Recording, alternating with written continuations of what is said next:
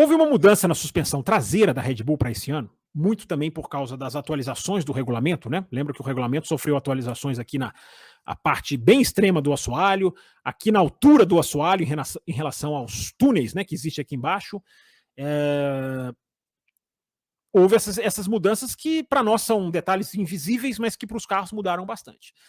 Quando a Red Bull pôde, no que a Red Bull pôde refazer a suspensão traseira e ligar, as suspensões hoje em dia, elas são muito, é muito difícil ver nesse carrinho aqui, até porque ele é muito antigo, mas as suspensões, elas se ligam na caixa de câmbio, como se essa caixinha preta aqui, ó, fosse a caixa de câmbio dos carros. Não é necessariamente nesse modelo do Rubinho não, mas as suspensões muitas se ligam na caixa de câmbio, como está acontecendo aqui, ó, nesse carro, com esse dispositivo aqui, no carro do Rubinho.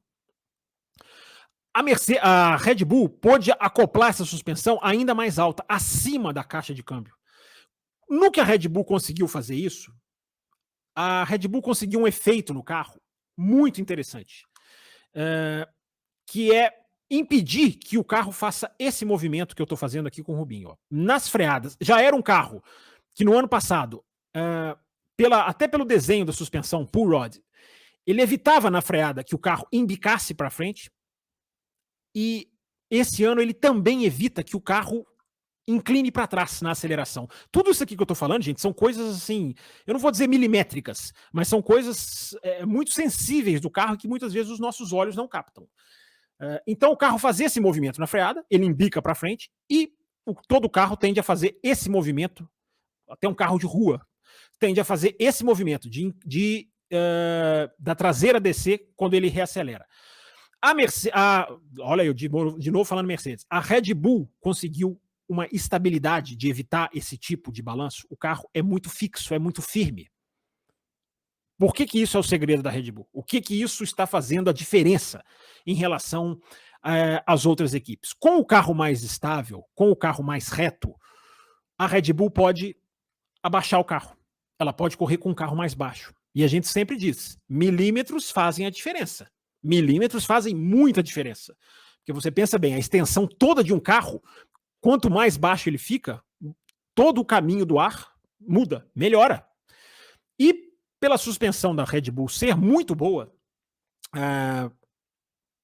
ela não quica, o carro não quica, nunca quicou, a gente pode dizer assim, praticamente, e ela consegue correr com um carro mais baixo. Então isso melhora muito a estabilidade do carro. À medida que o carro deixa de fazer esse movimento, embica na freada e inclina para trás na aceleração, o carro fica muito mais estável, ele consegue fazer as curvas muito melhor, porque ele mexe menos, porque ele é simplesmente pelo simples fato de que ele é um carro mais fixo.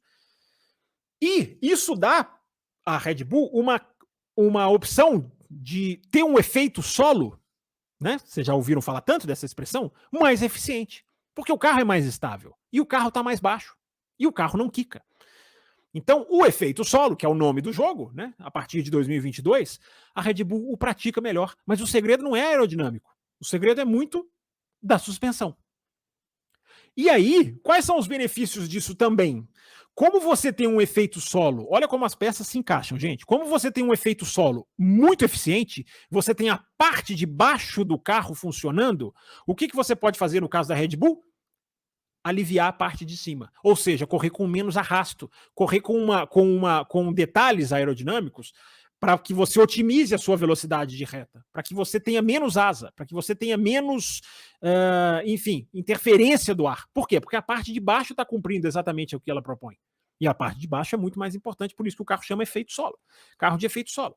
Então, quando a Red Bull consegue liberar, digamos assim, ou retirar a carga aerodinâmica da sua parte de cima do carro, estou falando assim, em português bem simples, da sua parte superior do carro, o que isso possibilita ela fazer? Isso possibilita ela ter um super DRS.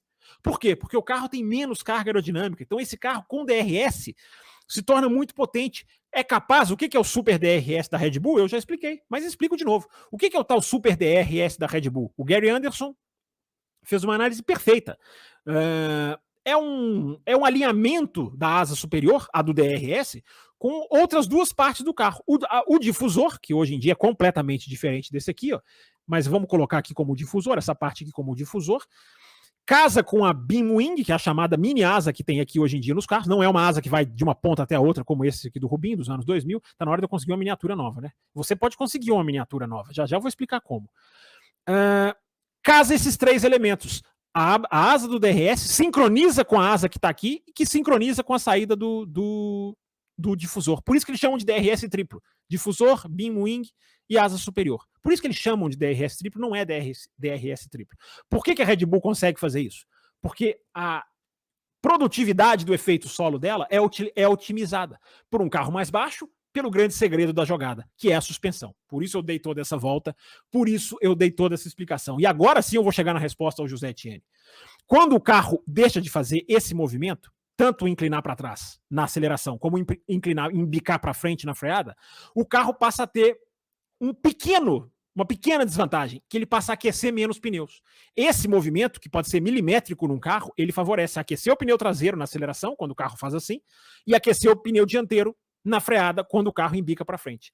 Com menos peso na dianteira, ou seja, menos peso atuando na dianteira, já que o carro é mais estável por causa da suspensão, o aquecimento dos pneus ele é um pouco mais lento. Ele sofre um pouquinho mais. O carro sofre um pouquinho mais para aquecer os pneus. O que isso acarreta? Numa Red Bull muito mais rápida de corrida do que de qualifying. Por isso que as diferenças de tempo, olha como tudo casa, as diferenças de tempo que a Red Bull impõe nas corridas é superior à que ela põe no qualifying. Qualifying, a diferença dela é 1 décimo no final de semana, 2 décimos no outro final de semana, 2 décimos na Austrália e por aí vai.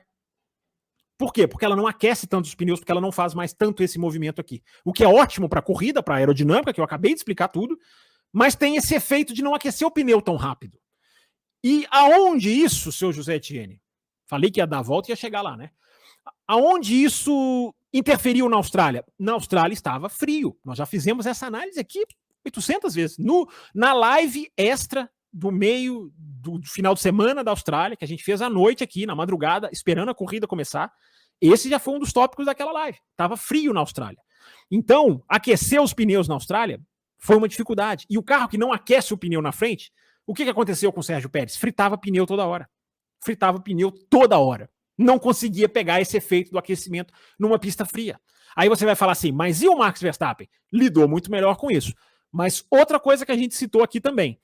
Se você analisar a largada, como o Max Verstappen freia muito cedo na curva 3, justamente na curva em que ele é ultrapassado pelo Hamilton e um outro carro que eu nunca lembro quem é, chega a quase que alinhar com ele por fora, não faz a ultrapassagem porque está por fora. Então esse é um desenho que explica muita coisa. São as peças do quebra-cabeça que batem, que se encaixam. Então o carro não aquece tanto os pneus. Por isso, vamos analisar. O carro não aquece os pneus tão rápidos. Olha as largadas da Red Bull, como a Red Bull perde posição em largada nos 3 finais de semana desse ano. O Pérez perdeu posição na largada no Bahrein. Ok, o Leclerc tinha um pneu vermelho contra um pneu amarelo do Pérez. Na Arábia Saudita, o Pérez, também com uma volta só de aquecimento, não aquece o pneu tão rápido quanto os outros. Ele perde a posição para o Alonso. E na Austrália, o Verstappen também perdeu a posição na largada para o Russell, numa das largadas. Nas outras, já digamos assim, no decorrer da corrida, ok, a corrida teve as paradas da bandeira vermelha, mas o pneu já gasto, ele tem um outro tipo de aquecimento, quando ele já aqueceu e ele resfria. Nas 3 corridas, eles perderam posições na largada. Olha que interessante. Olha como todas as peças do quebra-cabeça vão se encaixando.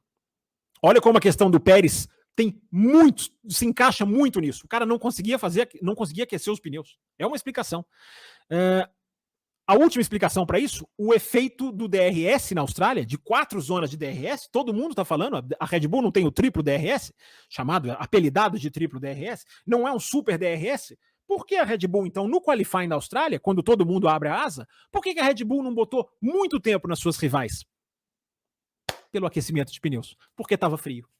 E isso fez uma grande diferença. É uma pequena desvantagem que a Red Bull tem, que aproxima ela do resto do pelotão em relação às outras, que aquecem o pneu mais rápido, mas não tem um carro tão gentil durante as corridas com os pneus. E é onde a Red Bull pode fazer outra peça para o quebra-cabeça, uma estratégia como o do Grande Prêmio do Bahrein, em que todo mundo optou por 2 pneus brancos.